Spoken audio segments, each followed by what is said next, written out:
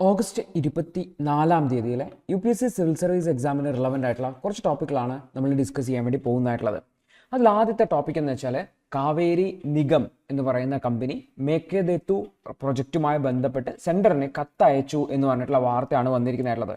അതായത് കർണാടകത്തിലെ കാവേരി നീരാവരി നിഗം ലിമിറ്റഡ് എന്ന് പറയുന്ന കമ്പനി അവർ യൂണിയൻ മിനിസ്ട്രി ഓഫ് എൻവയോൺമെൻറ്റിന് ഒരു അപ്രൂവലിന് വേണ്ടിയിട്ട്, എന്തിനു വേണ്ടിയിട്ടുള്ള അപ്രൂവലാണ്, പ്രത്യേകിച്ചും ഇവിടെ ഈ ഒരു എൻവയോൺമെൻറ്റൽ ഇമ്പാക്ട് അസസ്മെൻറ്റ് ഈ മേക്കെദെത്തു പ്രൊജക്റ്റുമായി നടത്തണം എന്ന് പറഞ്ഞുകൊണ്ടാണ് ഒരു കത്ത് നൽകിയിരിക്കുന്നത്. അപ്പോൾ നമുക്ക് നോക്കാം എവിടെയാണ് ഈ മേക്കെദെത്തു പ്രൊജക്റ്റ്, എന്താണ് ഇതുമായി ബന്ധപ്പെട്ട കാര്യങ്ങൾ, ഏത് നദിയിലാണ് തുടങ്ങിയിട്ടുള്ള വിഷയങ്ങൾ. അപ്പം മേക്കെദെത്തു എന്ന് പറയുന്ന പ്രൊജക്റ്റ് എന്ന് വെച്ചാൽ ഒരു മൾട്ടി പർപ്പസ് പ്രൊജക്റ്റ് ആണ്.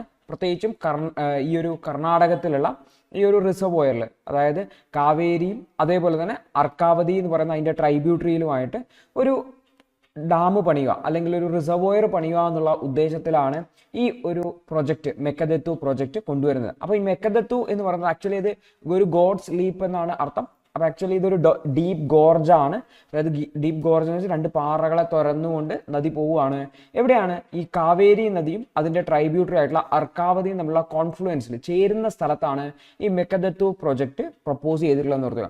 ഇതിൻ്റെ പ്രധാനപ്പെട്ട ഉദ്ദേശം എന്ന് വെച്ചാൽ ഈ നദി, കാവേരി നദി കർണാടകത്തിൽ നിന്ന് തമിഴ്നാട്ടിലേക്ക് ഒഴുകുമ്പോൾ ബംഗളൂരുവിലേക്ക് ആവശ്യമായിട്ടുള്ള വെള്ളത്തെ സ്റ്റോർ ചെയ്യുക എന്നുള്ളതാണ് പ്രധാനപ്പെട്ട ഉദ്ദേശമായിട്ടുള്ളത്. ബംഗളൂരുവിലേക്ക് ആവശ്യമായിട്ടുള്ള വെള്ളത്തെ സ്റ്റോർ ചെയ്യുക, അതുപോലെ തന്നെ ആവശ്യമായിട്ടുള്ള ഇലക്ട്രിസിറ്റിയും കൂടെ പ്രൊഡ്യൂസ് ചെയ്യുക. ഇങ്ങനെ രണ്ട് ഉദ്ദേശങ്ങളാണല്ലോ. ഒന്ന് ഡ്രിങ്കിങ് വാട്ടറിൻ്റെ ആവശ്യം മീറ്റ് ചെയ്യണം, രണ്ടാമത്തത് അതിൽ നിന്നും ജലവൈദ്യുതി ഉൽപ്പാദിപ്പിക്കുന്നതിന് വേണ്ടിയിട്ട് റിന്യൂവബിൾ എനർജി 400 മെഗാവാട്ടിൻ്റെ വൈദ്യുതി ഉൽപ്പാദിപ്പിക്കുക.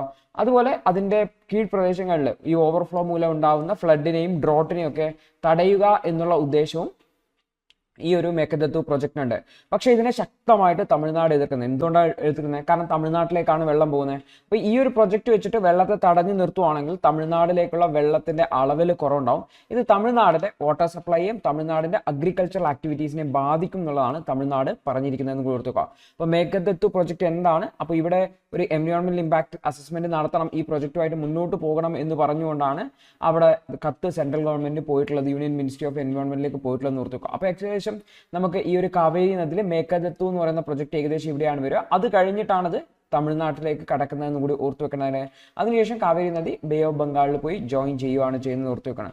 അപ്പോൾ അർക്കാവതി അതുപോലെ തന്നെ കാവേരി എന്ന് പറയുന്ന ട്രൈബ്യൂട്ടറീസ് വരുന്ന സ്ഥലത്താണ് ഈ ഒരു മേക്കെദെത്തു പ്രൊജക്ട് കർണാടകത്തിൽ വരുന്നതെന്ന് ഓർത്ത് വയ്ക്കേണ്ടതായിട്ടുണ്ട്. അടുത്തൊരു വാർത്ത, റഷ്യ ഉക്രൈൻ വാറിൽ ഇന്ത്യയുടെ സ്റ്റാൻഡിനെ സംബന്ധിച്ച് വന്ന ഒരു എഡിറ്റോറിയലാണ്. പ്രത്യേകിച്ചും നമ്മളുടെ രാജ്യം ആദ്യം പോയിട്ട് റഷ്യയിൽ സന്ദർശിച്ചു, നമ്മുടെ പ്രധാനമന്ത്രി ഇപ്പോൾ യുക്രൈനിൽ സന്ദർശിക്കുന്നുണ്ട്.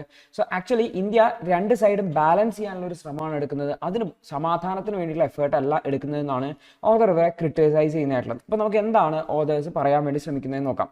അപ്പോൾ ആക്ച്വലി നമ്മുടെ പ്രധാനമന്ത്രി മോസ്കോ സന്ദർശിച്ചു അല്ലെങ്കിൽ റഷ്യ സന്ദർശിച്ചതിന് ശേഷം ഇപ്പോൾ കീവിലേക്ക്, അതായത് ഉക്രൈൻ സന്ദർശിക്കുന്ന കാണുന്നത്. അപ്പോൾ ഇതൊരു ബാലൻസിങ് ആയിട്ടുള്ള ആക്ട് ആയിട്ടാണ്, അതായത് രണ്ട് രാജ്യങ്ങളുമായിട്ടുള്ള ബന്ധത്തെ കീപ്പ് ചെയ്യുന്നതിന് വേണ്ടി നമ്മൾ റഷ്യയുടെ ഭാഗത്തും അല്ല ഉക്രൈൻ്റെ ഭാഗത്തുമല്ല, രണ്ടുപേരുടെയും ഭാഗത്താണ് എന്ന് കാണിക്കാൻ വേണ്ടിയിട്ടുള്ള ശ്രമമാണ് നടന്നതെന്നാണ് പറഞ്ഞിട്ടുള്ളത്.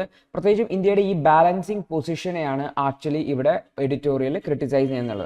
അപ്പോൾ ഇന്ത്യ ഒരു ന്യൂട്രൽ സ്റ്റാൻസ് ആണ് തുടക്കം മുതലേ തന്നെ എടുത്തിട്ടുണ്ടായിരുന്നത്. ഒരു രാജ്യത്തെ പ്രത്യേകിച്ച് ക്രിട്ടിസൈസ് ചെയ്യുകയോ ഒരു രാജ്യത്തെ ഈവൻ റഷ്യയെ കുറ്റപ്പെടുത്തുകയോ ഒന്നും ചെയ്യാതെ റഷ്യയുമായിട്ടുള്ള ട്രേഡിൽ കൂടുന്നതിന് സാഹചര്യം ഉണ്ടായി. അതേപോലെ തന്നെ റഷ്യയുടെ സ്റ്റാൻഡിനെ, പ്രത്യേകിച്ചും ഇത്തരത്തിലുള്ള യുദ്ധം അല്ലെങ്കിൽ ആക്രമണം പോലുള്ള കാര്യങ്ങളിൽ നിന്ന് പിന്മാറി ചർച്ചകളിലൂടെ പ്രശ്നങ്ങൾ പരിഹരിക്കണം എന്നുള്ളൊരു സ്റ്റാൻഡ് തന്നെയാണ് നമ്മൾ എടുത്തിട്ടുണ്ടായിരുന്നത്.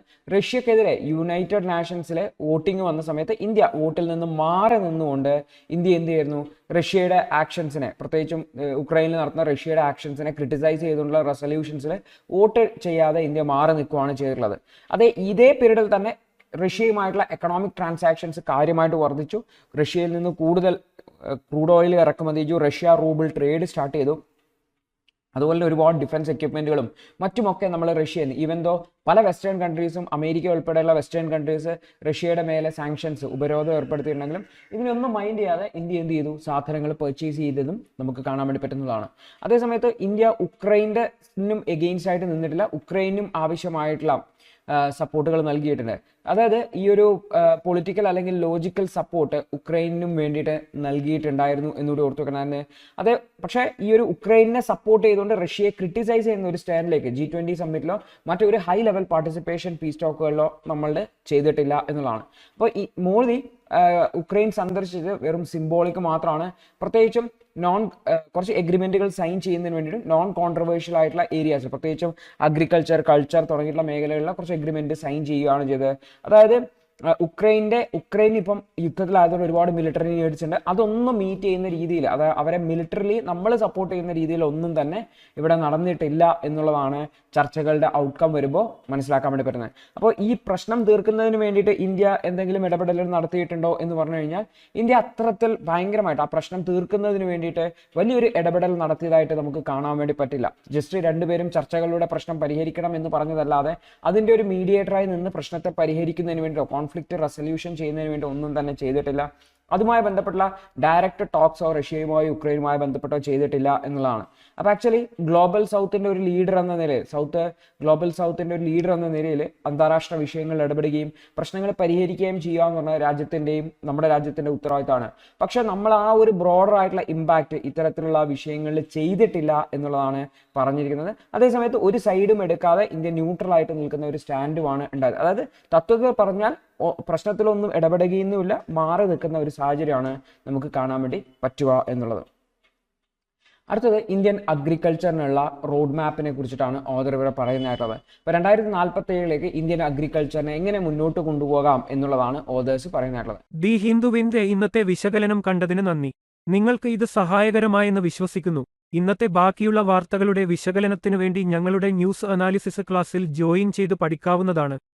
ഒരു മാസം വെറും 159 രൂപയ്ക്ക് നിങ്ങളുടെ UPSC തയ്യാറെടുപ്പിന് ആവശ്യമായ എല്ലാ പ്രധാന വിശദാംശങ്ങളും ഉൾക്കൊള്ളുന്ന ഒരു സമഗ്രമായ ന്യൂസ് അനാലിസിസ് നിങ്ങൾക്ക് മലയാളത്തിൽ ലഭിക്കും. കൂടാതെ സിവിൽ സർവീസിനു വേണ്ടിയുള്ള ജനറൽ സ്റ്റഡീസ് ക്ലാസുകൾ കൂടി മലയാളത്തിൽ മനസ്സിലാക്കി പഠിക്കാൻ ഞങ്ങളുടെ ലേണേഴ്സ് അൺലിമിറ്റഡ് ക്ലാസ്സിൽ ജോയിൻ ചെയ്യാം. മാസം വെറും 1500 രൂപയ്ക്ക്.